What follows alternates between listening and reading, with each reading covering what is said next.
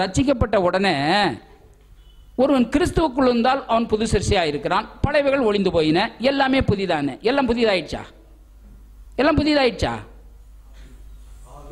ஆவி மட்டும்தான் புதுசாச்சு. இப்போ சொல்லலையா, பாவம் செஞ்ச உடனே கட்டாயி போச்சு, முதல்ல ரெண்டு ஒன்றா இருந்துச்சு. எப்போ மனுஷன் பாவம் செஞ்சா அப்படியே கட்டாயி போச்சு. அப்போ இயேசு கிறிஸ்து மூலமாய் உண்மையாகவே அவர் பாவ பரிகாரம் பண்ணது. அதுக்கப்புறம் யாரு சொந்த ரட்சகரை ஏற்றுக்கொள்கிறார்களோ அவருடைய ஆவி புதுப்பிக்கப்படுகிறது, ஆவி உயிர் பெற்றது, ஆவி புது சிருஷ்டி, புது சிருஷ்டியா பண்ணிட்டாரு. பழச புதுசாக்கல, கம்ப்ளீட்டா புதுசாவே பண்ணிட்டாரு. இப்போ நீங்க புதுசாகிறதுக்குன்னு ஒன்றும் செய்ய முடியாது. உங்களுடைய சரீரம் மாறுறதே கிடையாது, அது அப்படியே தான் இருக்கு. ரசிக்கப்பட்டு ஞானசானம் எடுத்த உடனே உங்க கலர் மாறிடுச்சா, உடம்பு ஹைட்டு கீட்டு மாறி போச்சா, எதனா மாறிச்சா? ஒண்ணுமே இல்லை, அது அப்படியே தான் இருக்குது. இயேசு வரும்போது மாறும். ஆனா உங்களுக்கு ஒரு மனம் இருக்குது, அதுதான் ஆத்துமா. அந்த மனதில் தான் நான் சொன்னேன், உணர்ச்சி இருக்குது, சிந்திக்கக்கூடிய ஆற்றல் இருக்குது, தீர்மானிக்கக்கூடிய ஆற்றலை கர்த்தர் கொடுத்திருக்கிறாரு. இது கடவுளுக்கு இருந்தது போலவே நமக்கும் கொடுத்திருக்கிறாரு. அப்படியானால் இந்த மனது, நான் அடிக்கடி சொல்லிக் கொண்டு வருகிறேன், நீங்க மறக்கக்கூடாது, இந்த ஃபவுண்டேஷன் சத்தியத்தை மறக்கக்கூடாது. உங்களுடைய நல்வாழ்வுக்காக தேவன் கொடுத்திருக்கிற வல்லமையான கருவிதான் இந்த மனம். நல்ல விளங்கிக் கொள்ளுங்கள். இந்த மனதில், இந்த மனதை எப்படி ட்ரெயின் பண்றீங்களோ, எப்படி இந்த மனதை வைத்துக் கொள்கிறீர்களோ அப்படித்தான் உங்களுடைய வாழ்க்கை. மனம் போல வாழ்க்கைன்னு சொல்றான் பாருங்க. பிரியமானவனே, உன் ஆத்துமா வாழ்கிறது போல நீ எல்லாவற்றிலும் வாழ்ந்து சுகமாயிரு அப்படின்னு சொன்னா, பிரியமானவனே உன் மனம் வாழ்கிறது போல எல்லாவற்றிலும் வாழ்ந்து சுகமாயிரு. மனம்தான், மனதை கொண்டுதான் கர்த்தர் உங்களை நல்ல காரியங்களை செய்ய உங்களை யூஸ் பண்ணவே அவர் விரும்புகிறார். சாத்தானும் மைண்டை வச்சு தான் உங்களை வச்சு யூஸ் பண்றான். நல்லா புரிந்து கொள்ளுங்கள். இந்த மனதில் எண்ணங்களை போட முடியுமா முடியாதா? போட முடியும். இந்த மனதுக்கு கற்றுக் கொடுக்க முடியுமா முடியாதா?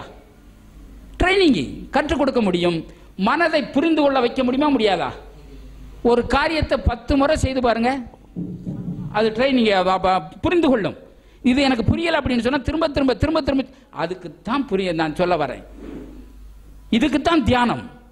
அப்ப மனதில் எண்ணத்தை போட முடியும், மனதை ட்ரைனிங் கற்றுக் கொடுக்க முடியும் மனதுக்கு. ஏன்னா உங்களுடைய மனம் எப்படி அப்படித்தான் நீங்க உங்களுடைய வாழ்க்கை இருக்கும். அடுத்தபடியா மனதை புரிய வைக்க முடியும். மனதில் பிக்சர் உண்டாகும், படம் உண்டாகும். கற்பனை செய்றீங்களா இல்லையா? கண்டிப்பா. அப்ப இதை நீங்க பழக்கி வைக்காம, இதுதான் இன்னைக்கு கிறிஸ்தவர்களுக்கு விளங்க மாட்டேங்குது. அதனால தான் மற்றவர்களை போலவே பேசுகிறார்கள், மற்றவர்களை போலவே சிந்திக்கிறார்கள், மற்றவர்கள் போல செயல்படுகிறார்கள். இந்த பிரபஞ்சத்துக்கு ஒத்த வேஷம் தெரியாமல், அவர்களை போல சிந்திக்க வேண்டாம், அவர்களை போல பேச வேண்டாம், அவர்களை போல நடக்க வேண்டாம். அப்படி இருக்க முடியுமான்னு சொன்னா அவர்களால முடியாது, உங்களால 100க்கு 100 முடியும். உங்களுக்கு மனம் என்னன்னு தெரியும், அதை எப்படி ட்ரைனிங் கொடுக்கணும்னு தெரியும். உங்களுடைய மனதை எப்படி நீங்க பயிற்சி வைக்கிறீர்களோ அப்படித்தான் உங்களுடைய எண்ணம் எப்படியோ அப்படித்தான் உங்களுடைய வாழ்க்கை. இப்ப பாருங்க, நான் இருக்கிறேன், இனி நீங்க பாக்குறீங்க, நீங்க விரும்புறபடியெல்லாம் என்கிட்ட இருக்காது. என்கிட்ட நல்ல காரியங்களும் இருக்கலாம், கெட்ட காரியங்களும் இருக்கலாம். ஆனால் நீங்கள் என்னை எப்படி பார்க்கிறீர்கள்? விளங்குதா உங்களுக்கு?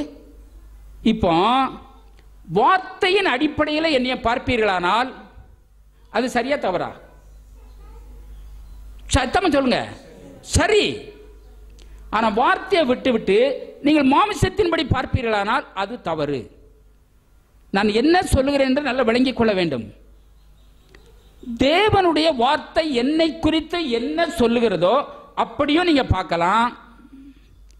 இல்ல உங்களுக்குள் மனதில் என்ன எண்ணங்கள் வருகிறது, என்னை குறித்து உங்களுடைய எண்ணம் என்ன, அதையும் நீங்க என்ன குறித்து நீங்க பேசலாம். ரெண்டுக்குமே உங்களுக்கு இது இருக்குது, அந்த பவர், அந்த அதிகாரம் உங்களுக்கு இருக்குது. என்ன பேசுகிறீர்கள்? தேவன் எதை விரும்புகிறார்? அடிக்கடி நான் சொல்லிக் கொண்டு வருகிறேன், தேவனுடைய வார்த்தையின்படி பேச பழகுங்கள். தேவனுடைய வார்த்தை உங்களை குறித்து என்ன சொல்லுகிறதோ அதை மட்டுமே பேசுங்கள். இந்த மாதிரி பேச பழகிட்டீங்கன்னா அதான் கிறிஸ்தவ வாழ்க்கையில் நீங்கள் யார், கிறிஸ்துவில் உண்மையாகவே நீங்கள் பரிசுத்தவான்களா, நீதிமான்களா, தேவனுடைய பிள்ளைகளா, ஆவிக்குரியவர்களா, பரலோகத்துக்குரியவர்களா? இது எப்படி அங்கீகரிக்கிறது? உங்க மனம் அங்கீகரிக்க மாட்டேங்குது. அதுக்குத்தான் தியானம். கர்த்தர் என்ன சொல்லி இருக்கிறார்? நான் நீதிமான், நான் பரிசுத்தவான், நான் தேவனுடைய பிள்ளை, நான் ஆவிக்குரியவன், நான் பரலோகத்துக்குரியவன். இதை சொல்லிக்கொண்டே இருக்கிற பொழுது அந்த வார்த்தை உங்கள் ஆவியோடு ஒன்றரை கலக்கிறது. அந்த கலக்கும் போது என்ன நடக்குதுன்னா, வார்த்தை என்ன சொல்லுகிறதோ அதுதான் நீங்கள். அழுத்தி அழுத்தி நான் சொல்லிக்கொண்டே வருகிறேன். ஏன் தியானம்? எதற்காக தியானம் பண்ணணும்? தியானம் பண்றதுனால என்னென்ன நல்ல காரியங்கள் உண்டு. அப்ப இதை கரெக்டா நம்ம செய்யணும். உங்களை நீங்க பரிசுத்தவான்களா பார்க்கலன்னு சொன்னா மற்றவர்களை நீங்க பரிசுத்தவான்களா பார்க்கவே முடியாது. நல்ல விளங்கிக் கொள்ளுங்கள். ஒரு வசனம், அதை தீத்துன்னு நினைக்கிறேன், ஆவியானவர் ஏவர் அப்படின்னா அதை படிங்க. தீத்து 1:15 படிங்க. உண்மையாகவே நீங்கள் என்ன சொல்லுகிறீர்களோ அதுதான் நீங்கள். ஏன்னா உங்களுடைய மனம் பேசுகிறது, நீங்க பேசல. அதாவது உங்க மனம் என்ன சொல்லுதோ அதை பேசுகிறீர்கள். அப்போ உங்களுடைய மனதை நீங்கள் ட்ரெயின் பண்ணலாம், சரியா வைக்கலாம். தீத்து 1:15 நினைக்கிறேன், படிங்க. அது என்ன சொல்லுகிறது பாருங்க. என்ன சொல்லுகிறது? சுத்தம் உள்ளவர்களுக்கு சகலமும் சுத்தமாயிருக்கும், அசுத்தம் உள்ளவர்களுக்கும் அசுத்தம் உள்ளவர்களுக்கும் அவிசுவாசம் உள்ளவர்களுக்கும் ஒண்ணுமே சுத்தமா இருக்காது. இங்க பாத்தீங்களா, அவருடைய புத்தியும் மனசாட்சியும் அசுத்தமா இருக்கிறது. நல்ல விளங்கிக் கொள்ளுங்கள். என்ன சொல்லுது? சுத்தம் உள்ளவர்களுக்கு எல்லாமே சுத்தமா இருக்கும். நீங்கள் சுத்தம் உள்ளவர்களா அசுத்தம் உள்ளவர்களா? அப்படியானால் உங்களுக்கு எல்லாமே சுத்தமா தான் இருக்கும். அப்ப நீங்கள் மற்றவர்களை பார்க்கிற பொழுது அவர்கள் இருக்கிற நல்ல காரியங்களை மட்டுமே பேச பழகுங்கள். ஏன்னா நீங்க தப்பா பேசுறீங்கன்னா தப்பான காரியம் உங்களுக்குள்ள உண்டாகும். அது என்ன சொல்லுது பாருங்க, சகலம் அசுத்தம் உள்ளவர்களுக்கும் அவிசுவாசம் உள்ளவர்களுக்கும். அசுத்தம் உள்ளவர்களுக்கு அவிசுவாசம் தான் இருக்கும். அவர்கள் தவறாத்தான் பேசுவாங்க. ஏன் அப்படி பேசுறாங்கன்னு சொல்லி அங்கே சொல்லப்பட்டது. என்ன சொல்லியிருக்கு? அவருடைய புத்தியும் அவருடைய மனசாட்சியும் அசுத்தமா இருக்குது. இப்போ உங்க மனசை ஆல்ரெடி நீங்கள் ரட்சிக்கப்பட்டிருக்கீங்க, ஆண்டவருடைய பிள்ளைகள், நீங்கள் பரிசுத்தவான்கள், தேவனுடைய பிள்ளைகள். ஆனால் உங்களுடைய மனதை சுத்தமாகவும் வைக்க முடியும், அசுத்தமாகவும் வைக்க முடியும். அதனால தான் இயேசு சொல்றாரு, நல்ல மனுஷன் இருதயமாகிய நல்லவளை எடுத்து காட்டுகிறான், பொல்லாத மனுஷன் தன் இருதயமாகிய பொல்லாதவளை என்ன காட்டுகிறீர்கள்?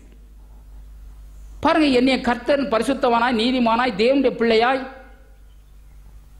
வானத்தையும் பூமியும் படைத்த சர்வ வல்லமுள்ள தேவனுடைய ஊழியக்காரனாய் கனமுள்ளவனாய் கர்த்தர் வைத்திருக்கிறார். இதை பார்க்க, வார்த்தையின்படி பார்க்க உங்களால முடியல. ஆனால் நீங்க மனதில் என்ன எண்ணுகிறீர்கள் அதை பேசுகிறீர்கள். என்னை குறித்த வெறும் நெகட்டிவான காரியங்கள் மட்டும் உங்க மனதில் எண்ணம், இது மாம்சத்தின் எண்ணம். அந்த எண்ணத்தை மட்டுமே பேசுகிறீர்கள். இப்படி பேசுகிறப்ப என்ன நடக்கும்னா, என்ன நீங்க என்னத்தை எண்ணுகிறீர்களோ, என்ன பார்க்கிறீர்களோ அதையே நீங்க பேசுகிறீர்கள். அதுதான் மாமிச சிந்தை மரணம், ஆவியின் சிந்தையோ ஜீவனும் சமாதானமும். வார்த்தையின் அடிப்படையில் பேச பழகுங்க. இப்ப பாருங்க, இப்ப என்ன சொன்னார் அவர்? கொடுங்கள் கொடுக்கப்படும். இது எல்லாத்துக்கும் பொருந்துமா இல்லையா? அன்பை கொடுத்தா கொடுங்கள் கொடுக்கப்படும், பணம் மட்டும் இல்ல. கொடுங்கள் கொடுக்கப்படும், பணத்தை கொடுத்தா பணம் அமுகி குலுக்கி சரி நிறைய வரும். எல்லாமே அப்படித்தான். அன்பை கொடுத்தா அன்பு கிடைக்குமா கிடைக்காதா? எல்லாம் அப்படித்தான். சந்தோஷத்தை கொடுத்தா சந்தோஷம் கிடைக்கும். எல்லாத்திலையும் நீங்க அப்ளை பண்ணி பாருங்க. கொஞ்சம் யோசிக்கணும். கிறிஸ்தவர்களாகிய நம்ம கொஞ்சம் சிந்திக்கணும். இதெல்லாம் நான் இந்த தியானம் பண்ண ஆரம்பிச்சதுக்கு அப்புறம், தியானம்னு சொன்னா உங்களுக்கு நல்லா தெரியும், வார்த்தையை திரும்ப திரும்ப திரும்ப திரும்ப சொல்லி நம்முடைய வார்த்தையோடு மனதோடு அங்கீகரிக்க வைக்கிறது. பயங்கரமான வெளிப்பாடுகள். நல்ல உண்மையாக ரொம்ப மகிழ்ச்சி. நாளுக்கு நாள் பயம் மெருகிறத நான் கண் கூட நான் பார்க்கிறேன், அனுபவிக்கிறேன். இதை செய்யுங்க. உங்களுக்கு கூட நீங்களும் செய்கிறீர்கள் என்று எண்ணுகிறேன். யார் செய்கிறாங்களோ அவங்களுடைய வாழ்க்கையில் மாற்றத்தை பார்க்க முடியும்.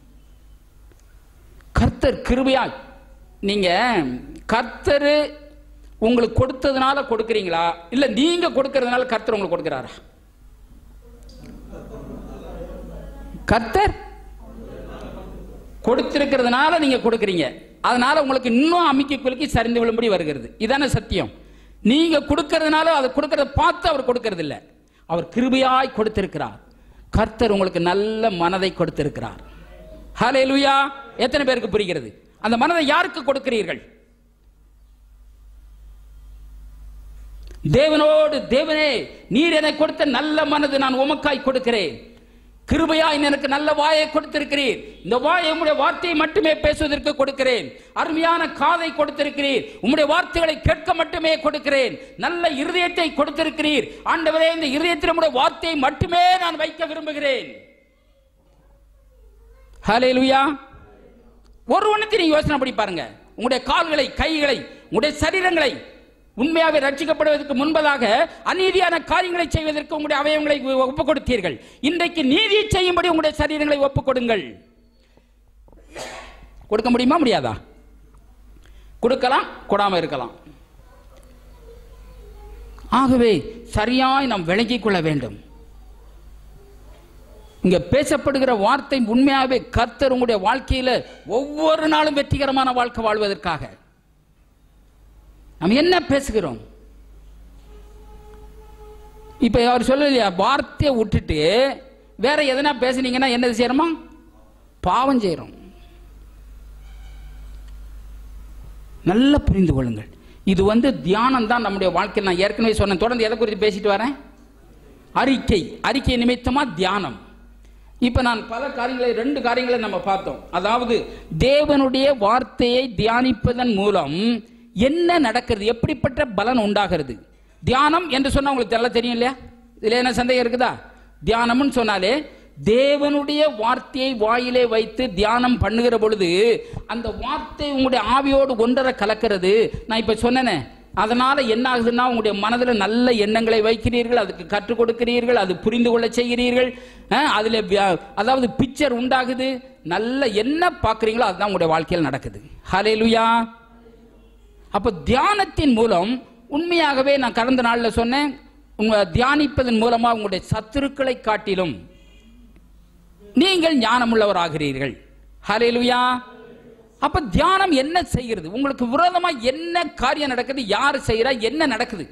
அப்ப தியானத்தின் மூலமா எப்பேற்பட்ட பிரச்சனையை நீங்கள் மேற்கொள்ளலாம். அப்ப அதுக்கு என்ன செய்யணும் அப்படின்னு சொன்னா தியானம் பண்ணணும். இப்ப இவ்வளவு நேரம் சொல்லலையே என்ன பிரச்சனை, அதுக்கான வார்த்தை என்ன, அதை தியானம் பண்ணுங்க. அந்த வார்த்தை திரும்ப திரும்ப திரும்ப திரும்ப சொல்லுங்க, ஒன்றரை கலக்கட்டும். வித்தியாசமான காரியங்கள் உண்டாகும். இதை செய்து பழகுங்க, செய்ய பாருங்க. செய்யலைன்னா ஒண்ணுமே நடக்காது. செய்யணும். 2வது நம்ம பார்த்தோம், வசனத்தை தியானம் பண்ணுவதன் மூலமாக உங்களுக்கு போதித்தவர்களை காட்டிலும் ஞானமுள்ளவனாக்குகிறீர். இன்றைக்கு ஒரு காரியத்தை பார்க்கலாம்.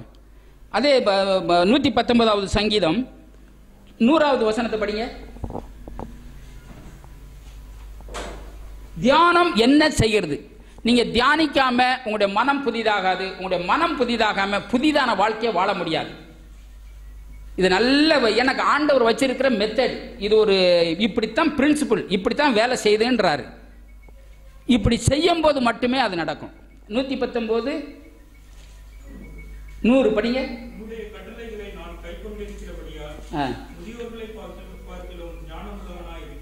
ஆமென். அல்லேலூயா.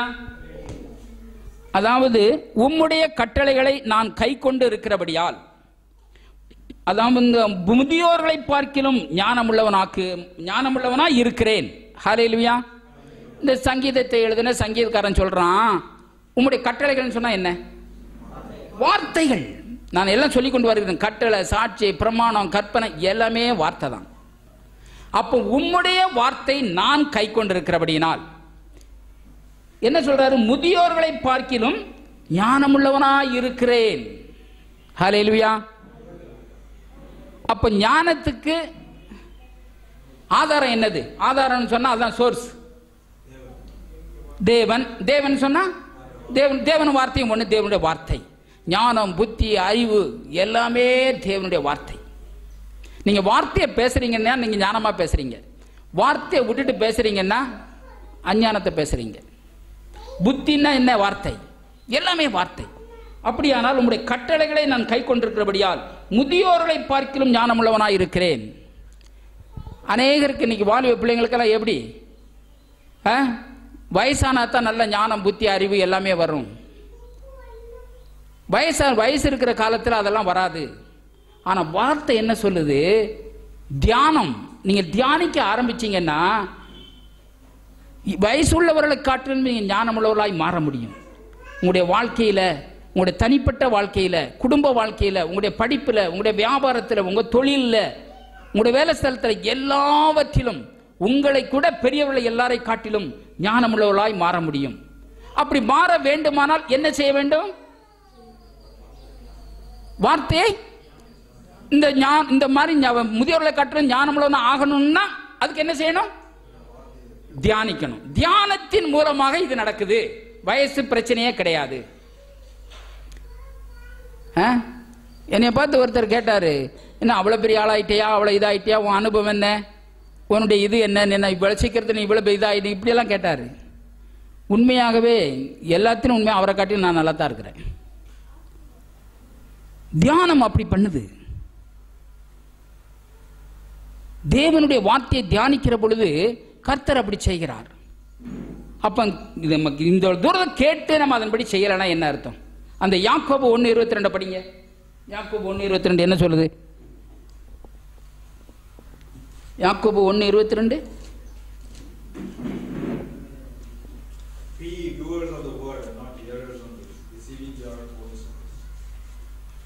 என்ன எப்படி தமிழ்ல? அல்லாமலும் நீங்கள் உங்களை வஞ்சியாதபடிக்கு திருவசனத்தை கேட்கிறவளாய் மாத்திரமல்ல, அதன்படி செய்கிறவளாயும் இருங்கள். அப்ப கேட்கிறவளாய் மட்டுமல்ல, அதன்படி என்ன செய்யணும்? செய்யணும். செய்தா என்ன நடக்கும்? வார்த்தை என்ன சொல்லுதோ அது உங்களுடைய வாழ்க்கையில நடக்கும். செய்யலன்னா என்ன நடக்கும்? ஒண்ணு. இதுதான் பிரச்சனையே இன்னைக்கு. உங்களை நீங்கள் வஞ்சியாதபடிக்கு திருவசனத்தை கேட்கிறவளாய் மட்டுமல்ல, அதன்படி செய்கிறவளாயும் இருங்கள். 26வது வசனத்தில் பார்த்தீங்கன்னா அங்கே இருக்குது. வீட்டில் போய் படிச்சு பாருங்க. அதாவது நாவை அடக்காமல் ஒருவன் தன் இருதயத்தை வஞ்சித்து நான் தேவ பக்தி உள்ளவன் என்றினால் அவன் தேவ பக்தி என்னாவும் வீணா இருக்கும்.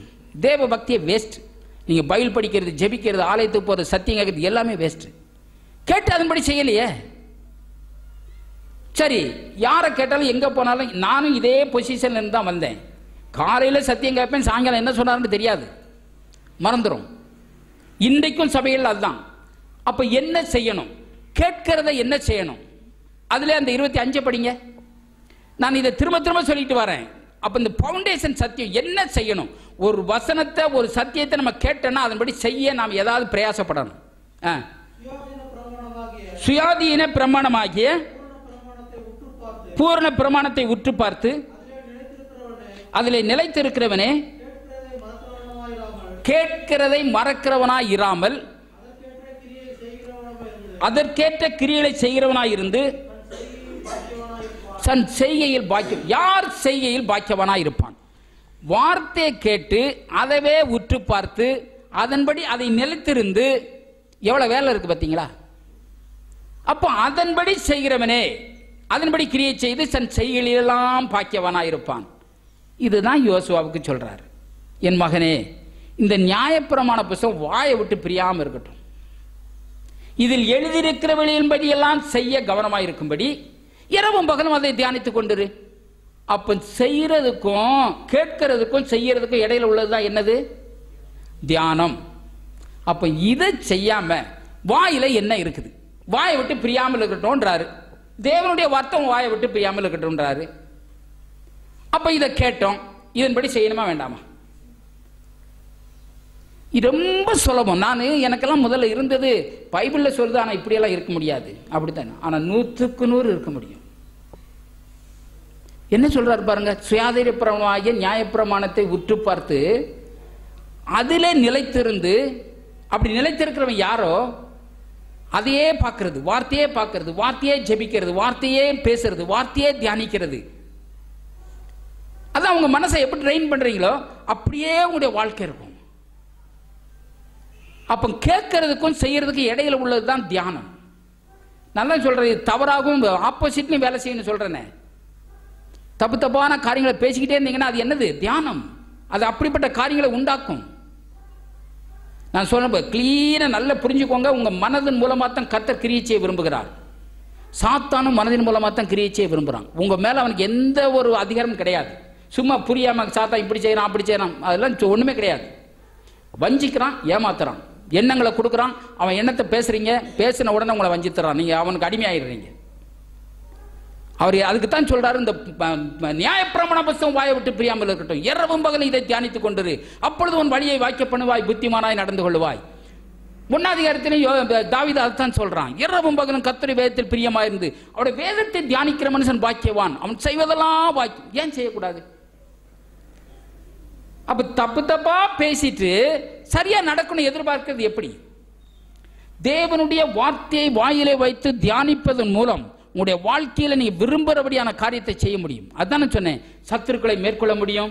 முதியோர்களை பார்க்கலாம், உண்மையாகவே அவர் உங்களை கற்றுக் கொடுத்தவர்களை காட்டிலும், உங்களை போதித்தவர்களை காட்டிலும் ஞானமுள்ளவர்கள் ஆக முடியும். முதியோர்களை பார்க்கலாம் வெற்றி அடைய முடியும். இப்படிப்பட்ட வார்த்தைகள்லாம் நம்ம கேள்விப்பட்டு வரல, இப்படிப்பட்ட சத்தியங்களை நம்ம கேட்கல. ஆனா இன்றைக்கு நீங்கள் பாக்கியவான்கள், பாக்கியசாலிகள். ஒரு ஊழியக்காரர் சொல்றாரு, இந்த மாதிரி நான் வளர்ந்து வந்த காலத்தில் அவங்க அப்பா பெரிய ஊழியக்காரரு, பெரிய பெரிய ஊழியக்காரங்கள்லாம், அதாவது 40 வருஷம் இந்த இஸ்ரவேல் ஜனங்கள் வனாந்தரத்தில் சுத்தினது ஆண்டோடைய சித்தம். இது எத்தனை பேர் இது ஆண்டோடைய சித்தம் நம்புறீங்க? என்ன எவ்வளவு தூரத்துக்கு மற்ற ரகமா இருந்திருக்கு பார்த்தீங்களா? ஆகவே இன்னைக்கு கூட ஒரு கிறிஸ்தவ வாழ்க்கையில நீ ஊழியக்காரன் ஆயிருக்கிற, 40 வருஷம் நீ அநேக காரியங்களை, உனக்கு அனுபவம் பத்தாது, வயசு பத்தாது, அறிவு பத்தாது. 40 வருஷம் வனாந்தர வாழ்க்கை வாழ்ந்தா தான் நீ பாலையும் தேனையும் அடைய முடியும். இது ஆண்டவருடைய சித்தம். எவ்வளவு மந்தமா இருக்குது பார்த்தீங்களா? 11 நாளில் போக வேண்டியவன் 40 வருஷம் சுத்தி சுத்தி அங்கே செத்து போனான். இவர் நினைச்சாராம், நீயும் அவ்வளவு சீக்கிரம் ஒண்ணு முடியாது, நாங்கெல்லாம் அந்த பாதையில தான் கடந்து வந்திருக்கிறோம், எவ்வளவோ கஷ்டம் துன்பம் ஓத்திரம் அனுப்பிச்சு இன்னைக்கு இந்த நிலைக்கு வந்திருக்கிறோம், நீயும் அப்படித்தான். ஆனா இவர் அவரை நம்பலையாம். இவர் வாலிமை 30 வருஷம் அவர் வயசு. அப்போ அவங்க பிரகாரம் பார்த்தா இன்னைக்கு கூட அந்த பாலையும் தானே நான் சாப்பிட்டு இருக்க முடியாது, இன்னும் 10 வருஷம் போனோம், எனக்கு இன்னும் இப்பதான் 60. ஆனா நான் அதை நம்பல. ஆனா உண்மையாவே கர்த்தருடைய வார்த்தையை தியானித்தால் நான் என்ன வேணாலும் பெற முடியும்னு நினைச்சேன், பாலையும் தேனையும் சாப்பிட முடியும்னு நினைச்சேன். இன்னைக்கு நான் ஆசீர்வாதமா இருக்கிறேன். ஹல்லேலூயா. உங்களுடைய வாலிப வயசிலேயே தேவனுடைய வார்த்தையை மட்டும் நீங்கள் தியானிக்க கற்றுக்கொள்வீர்களானால், இரவும் பகலும் வார்த்தையை மட்டுமே பேசி பேசி பழகுவீர்களானால் ஈஸியாக ட்ரெயின் பண்ணிடலாம். எனக்கு இப்போ ரொம்ப நல்ல சந்தோஷமா இருக்குது. திடீர்னு நைட்டில் தூக்கம் வரலான்னா கூட கப்புன்னு உடனே வார்த்தைக்கு வந்துடுவேன், வேற எதையும் யோசிக்க மாட்டேன். ஏன்னா எதையுமே பார்க்காதேன்றாரு.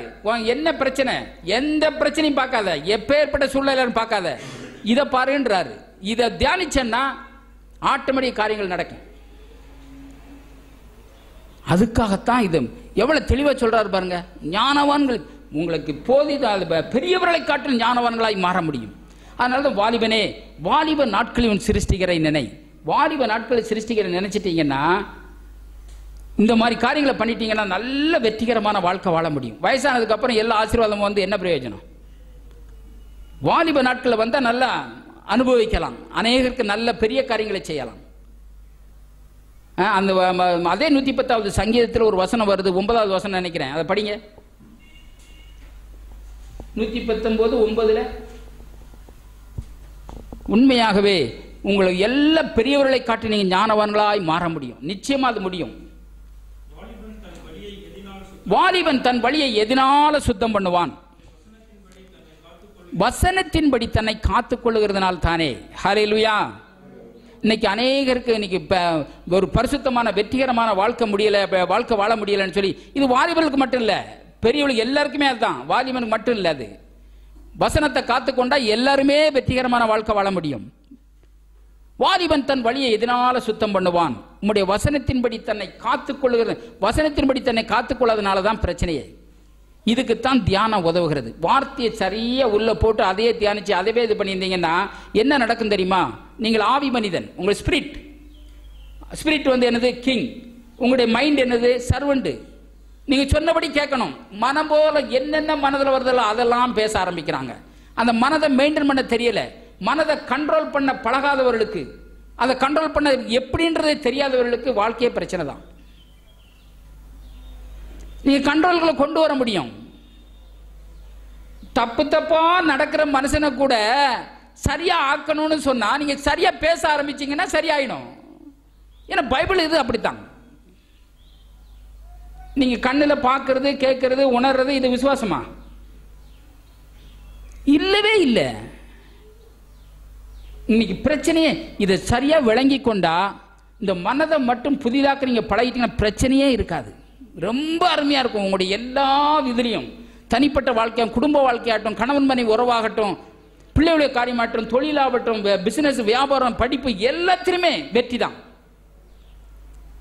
வார்த்தையை தியானம் பண்ண பழகுங்க. சரியில்லாத புருஷனை சரியில்லை சரியில்லைன்னு சொல்றது விசுவாசமா? என்னது அது? அவிசுவாசம். அது அவங்களுடைய மனசாட்சி அசுத்தமா இருக்குது. பைபிளை போய் படிச்சமே, புத்தியும் மனசாட்சியும் அசுத்தமா இருக்குது. அவருடைய அவிசுவாசம் உள்ளவர்கள் விசுவாசத்தை பேசல. விசுவாசம் என்ன? தேவனுடைய வார்த்தை. என் கணவனை அவர் பரிசுத்தவனாக்கி இருக்கிறார், நீதிமானாக்கி இருக்கிறார், தேவனுடைய பிள்ளையா. ரொம்ப சுலபம், ஈஸியா உங்க மைண்டை வச்சு தான் அவங்களை அடிக்கிறான். தேவனுடைய வார்த்தைக்கு நீங்க கீழ்ப்படி உங்க மனம் ஏற்றுக்கொள்ள மாட்டேங்குது, மனம் ஒத்துக்கொள்ள மாட்டேங்குது. ஆனால் பிரச்சனை, கண்ணு முன்னாடி பார்க்கிற பிரச்சனையை உங்களுடைய மனம் அங்கீகரிக்குது. இதுக்கு காரணமே புதிதாக்கப்படாத மனம்.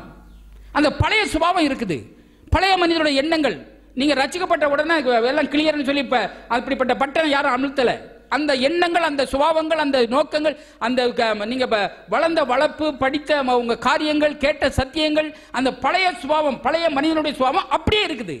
அந்த சுபாவத்தை வெளியே ஏத்துறதுக்காகத்தான் தியானம். கர்த்தர் உங்களை என்னவாய் ஆக்கி வைத்திருக்கிறார். உண்மையா சொல்றேன், பயங்கரமான வெற்றிகரமா இந்த மாதிரி மட்டும் பழகிட்டீங்கன்னா போதும். கொஞ்சம் ட்ரைனிங் கொடுங்க. வார்த்தை என்ன சொல்லுது, வார்த்தை என்னை குறித்து என்ன சொல்லுது, அதுதான் நான். அதை தவிர வேற பேச மாட்டேன். அப்படி பேச வைக்கிறான்னு சொன்னா அந்த எண்ணம் வருகிறது எங்க இருந்து வருது? சாத்தானிடம் வருது. அதை பேசாதங்க. தேவனுடைய வார்த்தை அப்படி உங்களை சொல்லலையே. அவர் என்ன ஆக்கி இருக்கிறார்?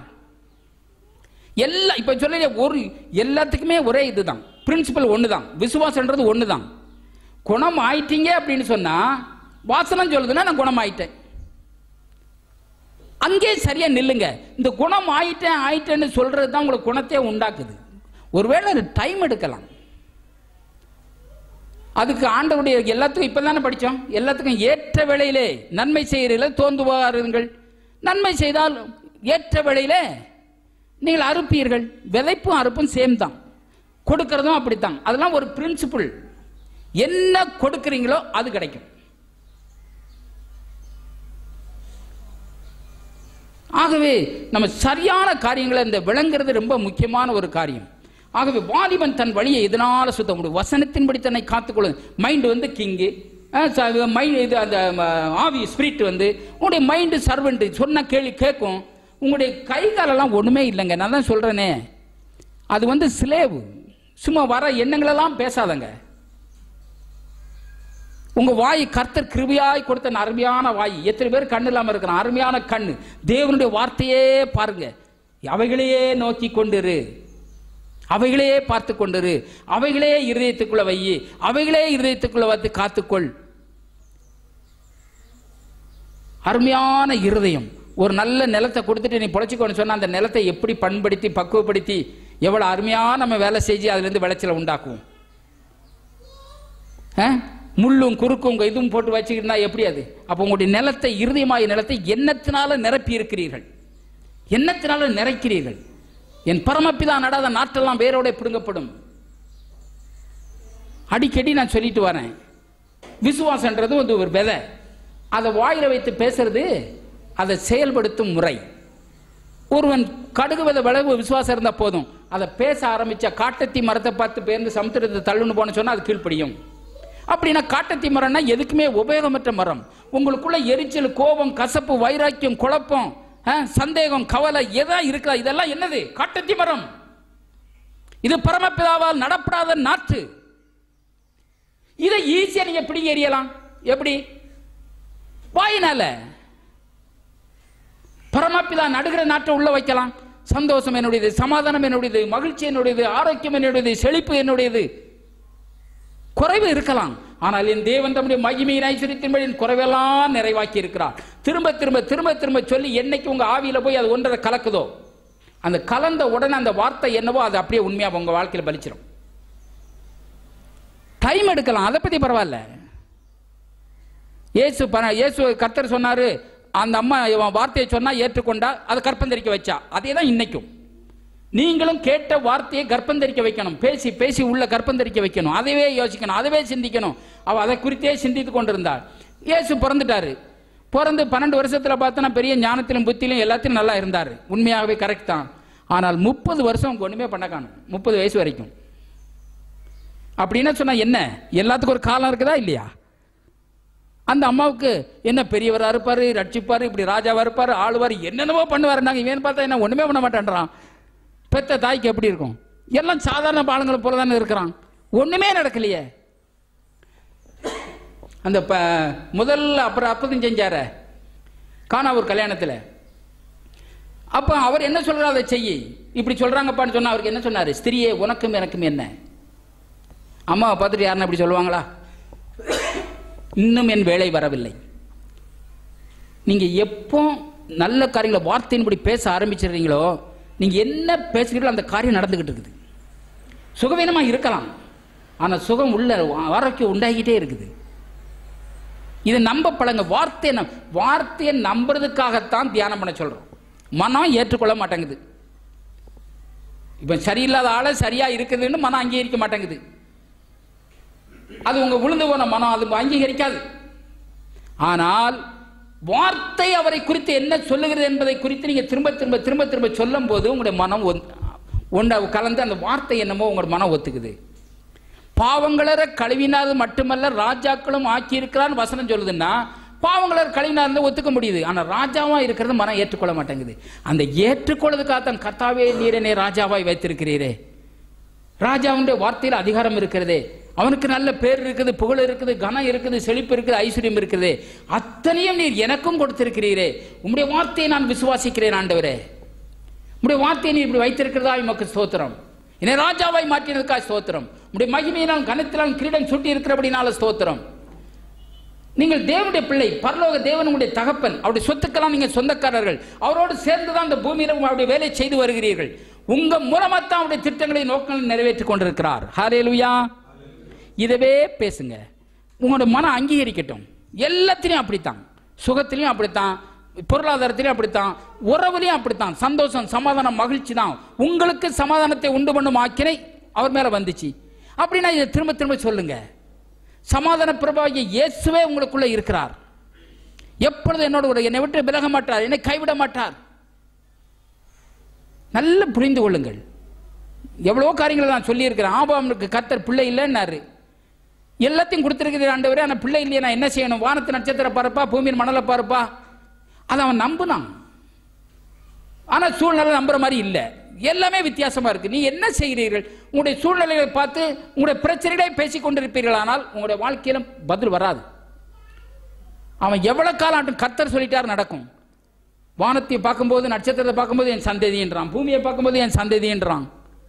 இதையே நம்பிக்கொண்டு தான் பாருங்க. நம்புறது அவனுக்கு நீதியா மாறிச்சா இல்லையா? அதே தான் நம்முடைய வாழ்க்கையில கண்ணு முன்னாடி என்ன அதை வைங்க. அதனால்தான் அவன் பிள்ளைய கொண்டு சாகடின்னு சொன்னா கூட தூக்கிட்டு போனான். வசனம் அப்படியே சொல்லுது. அவனை சாகடித்தாலும் அவன் சாம்பலிருந்து அவன் சந்ததியை வர வைப்பார் என்று விசுவாசித்தான். ஹல்லேலூயா. அப்படியானால் கர்த்தர் உங்களுக்கு எவ்வளவு வாக்குத்தத்தங்களை கொடுத்திருக்கிறார். அந்த வாக்குத்தத்தங்களை பேசி பேசி பேசி 100க்கு 100 எப்ப நடக்கும்னா நீங்க சாவறதுக்கு முன்னாடி நடக்கும். செத்த பேர் அந்த அற்புதம் யாருக்கு வேணும்? உண்மையா? கண்டிப்பா நடக்கும், மிஸ் ஆகாது. கடல்ல போய்கிட்டு இருந்தாங்க, அவர் ஜெபம் பண்ணிக்கிட்டு இருந்தாரு. கடல்ல மூழ்கி போனதுக்கு அப்புறம் வந்து அற்புதம் செஞ்சாரா? அந்த ரசம் பண்ணினாரு, எல்லாம் மீட்டிங்க, எல்லாம் ஆளுங்க சாப்பிட்டு போனதுக்கு அப்புறம் வந்து பண்ணாரா? அந்த அற்புதம் யாருக்கு வேணும்? கொஞ்சம் யோசிங்க. ஈஸியா மாத்திடலாம். எல்லா சூழ்நிலையும் மாத்தி வெற்றிகரமான, மகிழ்ச்சிகரமான, ஆசீர்வாதமான வாழ்க்கை வாழ முடியும். ஒரே ஒரு வழி, தியானம். தியானம்னா என்ன சொன்ன? வார்த்தையை வாயில வைத்து பேசிக்கொண்டே இருப்பது. என்ன பிரச்சனை? அதுக்கு என்ன வார்த்தை? நான் உங்களுக்கு பிரிண்ட் பண்ணி கொடுத்திருக்கிறேன். திரும்ப திரும்ப எப்பொழுதும். இப்ப நான் உண்மையாக இந்த தியானத்தில் ரொம்ப கவனம் செலுத்துறேன். மேக்சிமம் நான் பேசுறது வார்த்தை. வார்த்தை நிலத்தில் போய் விழுது, கண்டிப்பா அந்த விளைச்சலை உண்டாக்கும். நான் என்ன பேசுறேன் இது மேல நான் கவனமா இருக்கிறேன். நல்ல வேலை செய்து விசுவாசம் நாளுக்கு நாள் பெருகுது. ரொம்ப அருமையா இருக்குது. காட்சிகள், பயம், நல்ல காட்சிகள் வருது. கண்டிப்பா வரும். நீங்களே உங்களுக்கே தெரியும் என்ன நடக்குது. நீங்க பண்ணும்போது என்ன நடக்குது உங்களுக்கே தெரியும். எப்படிப்பட்ட மாற்றங்கள் வருது, எவ்வளவு பெரிய சந்தோஷம், மகிழ்ச்சி, தைரியம் வருது. அப்படி வரல அப்படின்னு சொன்னா இன்னும் வார்த்தை ஒன்னா போய் கலக்கல. பயப்படாதேன்னு வசனம் சொல்லுது. கர்த்தர் என் பட்சத்தில் இருக்கிறார், நான் பயப்படேன்னு நீங்க சொல்றீங்க. ஆனா பயம் வருது. கவலைப்படாதங்க. இன்னும் அந்த வார்த்தை ஆவியோட போய் ஒன்னரை கலக்கல, அவ்வளவுதான் வித்தியாசம். கர்த்தர் எனக்கு சகாயர், மனுஷன் எனக்கு என்ன செய்வான்? தேவன் எனக்கு பயமுள்ள ஆவியை கொடாமல் பலமும் அன்பும் தெளிந்த புத்தி உள்ள ஆவியே கொடுத்திருக்கிறார். பயத்தின் ஆவியை கொடுக்கல. ஆனா பயம் ஏற்கனவே உள்ள இருக்குது. இந்த பயம் வெளியேறதுக்கு தான் வார்த்தையை உள்ள போடுறீங்க. ஆனா சொல்றீங்க, பயப்படுறீங்க. கவலைப்பட வேண்டாம். இன்னும் வார்த்தை உள்ள போகல, செட் ஆகல, வார்த்தையோட ஒன்றரை உங்களோட ஆவியோட ஒன்றரை கலக்கல, அவ்வளவுதான். திரும்ப திரும்ப திரும்ப திரும்ப சொல்லுங்க, நிச்சயமா நடந்துரும். ஹல்லேலூயா. எல்லா பிரச்சனையும் ஒண்ணுமில்லாம ஆக்கிடலாம். இந்த தியானம் உங்களை எந்த லெவலுக்கு கொண்டு போகுது பாருங்க. சத்ருவை காட்டிலும் ஞானமுள்ளவன் ஆக்குது, உங்களை போதித்தவர்களை காட்டிலும் ஞானமுள்ளவன் ஆக்குது. உண்மையாகவே உங்களை முதியோர்களை காட்டிலும் உங்களை ஞானமுள்ளவர்கள் ஆக்குது. வாலிப வயசுல இதை கண்டிப்பா நீங்க கடைபிடிக்கணும். நான் இருந்த சபையில ஒரு சகோதரன் வந்து ஒரு ஊழியக்காரர்கிட்ட பேசிக்கிட்டு இருந்தார், நம்ம ஊழியக்காரர்கிட்ட. நான் அந்த நேரத்தில் நான் போனாக்கா 2 பேரும் பேசிக்கிட்டு இருந்தாங்க. அப்புறம் அந்த பையன் போயிட்டான். இப்படி வாப்பா அப்படின்னாரு, என்னைய கூப்பிட்டாரு. பார், அந்த பையன் நான் கல்யாணம் பண்ணி 3 பிள்ளைக்கு தாப்பேன், என்னைய பார்த்துட்டு சொல்றாரு, பார் அவன் உன்கிட்ட பேசுனான்னு சொன்னா இந்த பார் இப்படியே பண்ணி காட்டினாரு, அப்படியே 10 அடி உருண்டு போய் தூர விழுந்துருவேன் அப்படின்னாரு. எனக்கு ஒன்றும் புரியல, என்ன அந்த மாதிரி பேசுறான் அப்படின்னு. என்னவே மடக்க பார்த்தான் அப்படின்னாரு. நான் எனக்கு ஒரு மாதிரி மனசு கஷ்டம் ஆகி போச்சு. என்னடா ஒரு வாலிய பையன் இப்படி சொல்லிட்டாரு அப்படின்ட்டு எனக்கு ஒரு மாதிரி வந்துட்டேன். ஆனால் வந்து யோசனை பண்ணும்போது தான் புரிஞ்சுது, நீ அப்போ அந்த அளவுக்கு எனக்கு ட்ரைனிங் கொடுத்து வச்சுக்கிறேன்னு எனக்கு எண்ணம் வந்துச்சு. வரமா வராதா? அவ்வளோ பெரிய ஒரு வாலிய பையன் அவளை பேசுகிறான் அப்படின்னு சொன்னால், நீ ஒன்னேவே மடங்கடிக்கிற அளவுக்கு இருக்கிறான்னு சொன்னால், என்னைய பார்த்து சொல்கிறார், நீ எப்படி 10 அடி தூரம் எகிரி போய் விழுந்துருவ. காரணம் அந்த பையன் அந்த அளவுக்கு வசனத்தை போட்டு வச்சிருக்கிறான். அப்போ நீ என்ன செய்திருக்கணும்? அவனை மேற்கொள்ளனா நான் எந்த அளவுக்கு இருக்கணும்? அந்த அளவுக்கு நீ ட்ரைனிங் கொடுத்து வச்சிருக்கிற. உன் போதனை அந்த அளவுக்கு இருந்துச்சு. உன் போதனை கெடுத்தானே வளர்ந்தேன். ரொம்ப யோசனை பண்ணேன். நான் ஃபெயிலியர்னா ஃபெயிலியர் யாரு? என்னை நடத்துற ஊழியர் தான் ஃபெயிலியர் காரணம். உண்மையாகவே நீங்கள் அப்படிப்பட்டவர்கள், நீங்கள்லாம் ஆசீர்வதிக்கப்பட்டவர்கள். நான் ஏற்கனவே சொல்லியிருக்கேன் இல்லையா, இப்படிப்பட்ட சத்தியத்தை கேட்டு அவன் எவ்வளவு பெரிய ஊழியக்காரனாக இருந்தாலும் சரி, நீங்க பேசுவீர்களா, வசனத்தை சரியாக கேட்டு அதன்படி நடப்பீர்களானால், தியானிப்பீர்களானால், இந்த வார்த்தை உங்களை உண்மையாகவே சரியான சத்தியமா தவறான சத்தியமா நீங்கள் டிசைட் பண்ணிட முடியும். உங்களை உற்சாகப்படுத்தாத, தைரியப்படுத்தாத, பலப்படுத்தாத, உங்களுடைய விசுவாசத்தை தட்டி எழுப்பாத எந்த வார்த்தையும் அது சாத்தானுடைய வார்த்தை. அப்பதான் நினைச்சேன், அந்த அளவுக்கு நீங்க ட்ரைனிங் கொடுத்து வச்சுக்கிறீங்கன்னு அர்த்தம். ஏன்னா உங்க பதிலையை கேட்டு தானே வளர்ந்தேன். புரியுதா உங்களுக்கு? உண்மையாகவே நீங்களெல்லாம் பாக்கியவான்கள், பாக்கியசாலிகள். கடந்த நாளில் ஒரு பெரிய ஊழியக்காரன், அவருக்கு டிரான்ஸ்லேட் ஆயிருந்தவர் வெளியே வந்துட்டார். கேட்டாக்கா, உண்மையாகவே கர்த்தர் எனக்கு சொன்னார், ஒரு பிரேயர் செல்வ ஆரம்பிக்கும்படி கர்த்தர் சொல்லியிருக்காரு. இல்லை சாத்தான் உனக்கு சொல்லியிருக்கான்னு. பிரேயர் சொல்ல ஆரம்பிக்கிறதுக்கு அவர் ஆலோசனை கேட்டா, இல்லை ஜனங்களெல்லாம் நீங்க அங்க போகாதீங்க, அவன் பிசாசு பிடிச்சவன், நீ போனா உனக்கு சாபம் தான் உனக்கு வரும். நான்லாம் அப்படி பேச மாட்டேன். நான் சொன்னேன், இந்த வாரம் அதான் பேசிட்டு வந்தேன், நீங்க தியானிக்க பழகுவீர்களானால், தேவனுடைய வார்த்தையை உங்கள் வாயில வைத்து இது பண்ணி உங்களுக்கு போதிக்கிறேன், என்னை காட்டில் நீங்கள் ஞானமுள்ளவர்களா இருக்க முடியும். ஹல்லேலூயா.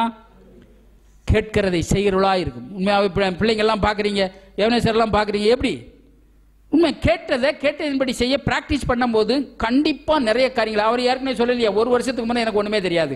இதுக்கெல்லாம் ரொம்ப நாளெல்லாம் தேவையில்லை, வயசெல்லாம் தேவையில்லை. வார்த்தை என்ன சொல்லுகிறது? உங்களுடைய சூழ்நிலைகளை எல்லாத்தையும் நீங்க மாத்திர முடியும். வெற்றிகரமான வாழ்க்கை வாழ்வதற்கு நீங்களே பொறுப்பு, வேற யாரும் பொறுப்பு கிடையாது. உங்களுக்காக நான் வாழ்ந்த என்ன பிரயோஜனம்? உங்க வாயு, உங்க மனம், உங்க இருதயம், உங்களுக்காக நான் என்ன செய்ய முடியும்? போதிக்கிறத கேட்டு அதை கேட்டு அதன்படி செய்கிறவளா இருங்கள். எவ்வளவு அருமையான வசனம் பாருங்க. ஆகவே தேவனுடைய வார்த்தையை தியானிப்பது மூலம், வார்த்தை ஒண்ணுதான், எவ்வளவு நேரம் பேசினாலும் சரி, வார்த்தை ஒண்ணுதான். என்ன செய்யணும்? வார்த்தையை தியானிக்கணும், வார்த்தையை பேச பழகணும். இதைத்தான் செய்ய முடியல ஜனங்களால. எல்லாம் கேட்கிறாங்க, எல்லாம் சரின்றாங்க, ஆனா பிராக்டிஸ் பண்றதே கிடையாது.